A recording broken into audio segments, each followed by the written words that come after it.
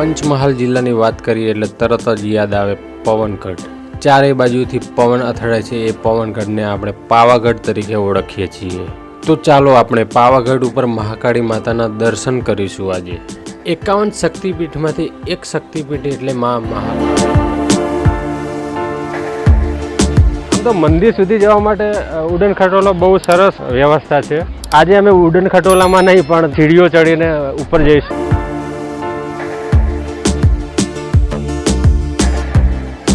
આજે મારી સાથે છે મહેશ અને સૌરભ. બહુ અત્યાર સુધી જર્ની મજા કરી. હવે સીડીઓ ચડવાની મજા કરીએ છીએ.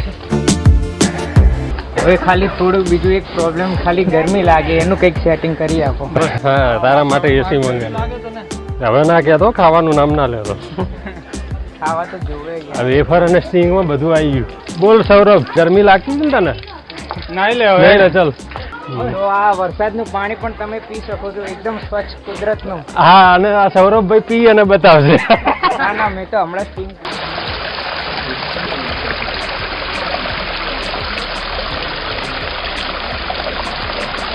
આ મંદિર ઉપર જવા માટે ઉંમરથી કોઈ લેવા દેવા નથી, કારણ કે આ હાઈટેક રોપવે ફેસિલિટી દરેક ઉંમરના ભક્તો આસાનીથી મંદિર સુધી પહોંચી શકે છે. મોન્સૂન સિઝનમાં છે ને છત્રી લઈને જ આવવાનું, પોપટલાલની જેમ. ગમે ત્યારે વરસાદ થઈ જાય. અત્યારે વરસાદ ચાલુ થઈ ગયો છે અને અમે ઉપર વધી રહ્યા છે. મહાકાળી માતાનું મંદિર દેખાતું નથી વાદળના કારણે. ઉપર જઈને તમને બતાવું છું. 4 દિવસની સળંગ રજાઓ હોવાથી ભક્તો બી બહુ મોટી સંખ્યામાં આવ્યા છે અને એટમોસ્ફિયર બી એટલું સરસ છે કે તમને બિલકુલ થાક જેવું તો લાગશે જ નહીં. તમને લાગતું હશે કે રોપવેની આટલી સરસ સુવિધા હોવા છતાં પણ અમે કેમ સીડી ચડી રહ્યા. આ પ્રકૃતિની મજા પ્રોપર તમારે લેવી હોય તો તમારે સીડી ચડવી પડશે, કારણ કે જે પહાડોમાંથી આવતા નાના મોટા ઝરણાઓ, આ વાદળ આવી ગયું છે. મહાકાળી માતાનો ખોળો ખૂંદવાનો આ અવસર વારંવાર નથી આવતો. 1800 સીડી ચડીને આવો ને તો અહીંયા આ નજારો ને બધું જોવો તો બધો થાક ઉતરી જાય.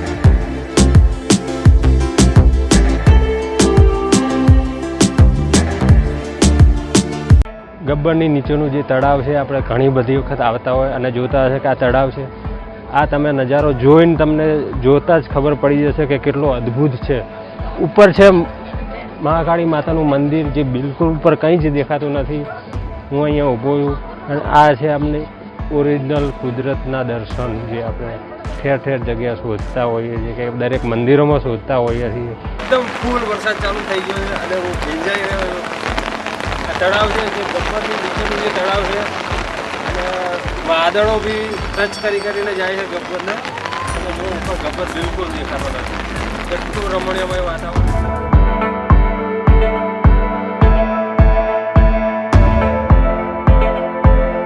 આમ તો 2500 આજુબાજુ પગથિયે ચડવા એ સહેલા નથી. જો મનમાં સાચી શ્રદ્ધા હોય ને તો એ સહેજ પણ અઘરું નથી.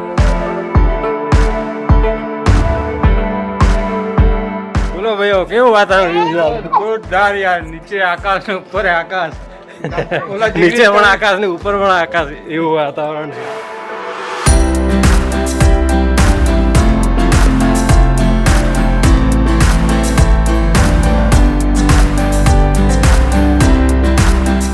શાનથી લહેરાતી ધજાનો લાહવો પણ 500 વર્ષ પછી મળ્યો છે.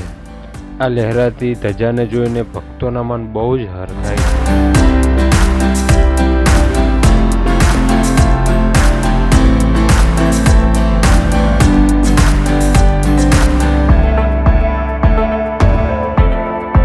આ મંદિરમાં ઉમેરાયેલા નવા રંગોના કારણે ભક્તોનો ઉત્સાહ બમણો થઈ ગયો છે. ફાઇનલી હમ મહાકાળી માતાના મંદિરે પહોંચી ગયા છીએ અને અમે દર્શન બી કરી લીધા છે. આજે રજાના માહોલ હોવાથી ઘણા બધા શ્રદ્ધાળુ આવ્યા છે, અમૂલ્ય દર્શન કરવાનો લાભ લઈ રહ્યા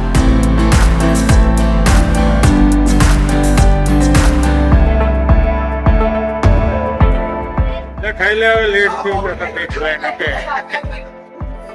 હવે લીંબુ આવી જાય પછી ચાલુ. સૌરભ, તમને લાગે કે આટલો હાઈટ બોડી નથી એટલે શું ખાશે, તકલીફ જેટલું ગણશે. પણ એવું નથી, મારે અનલિમિટેડ સારી માં લાવ્યો તમે ધબધબાટી બોલાવે છે, મારી ધબધબાટી બોલાય ત્યારે.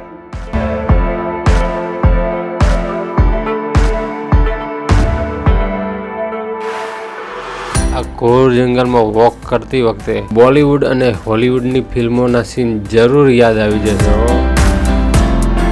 આ રસ્તો જાય છે ખૂણેશ્વર મહાદેવ, જેને લોકો ખૂણિયા મહાદેવ તરીકે ઓળખે છે.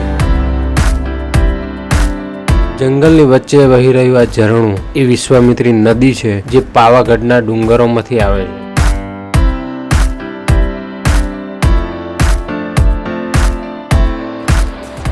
આ છે ખૂણિયા મહાદેવ ધોધ, જે બહુ ફેમસ છે.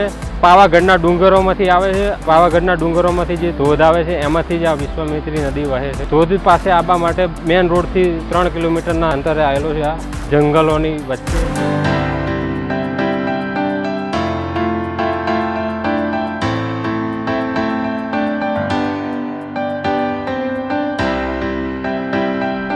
મારી પાછળ જોઈ રહ્યા છો ખૂણિયા મહાદેવનું મંદિર.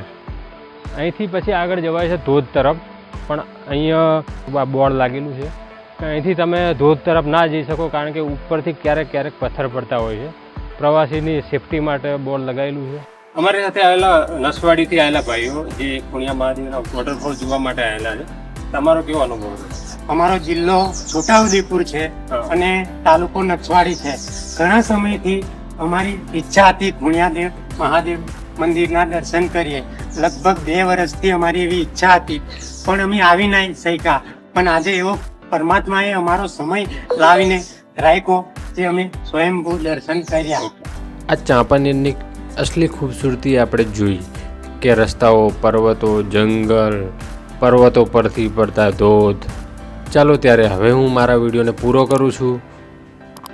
હવે મળીશું એક નવા પ્લેસ સાથે, એક નવા વિડીયો સાથે. Thank you. જય હિન્દ.